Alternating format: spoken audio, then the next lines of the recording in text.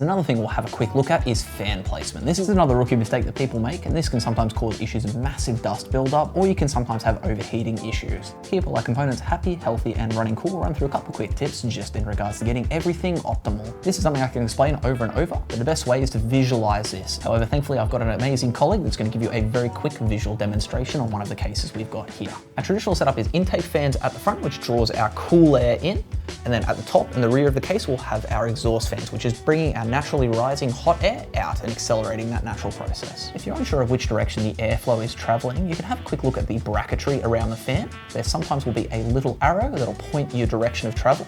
However, another little handy tip is X is for exhaust, and that is traditionally the rear of the fan.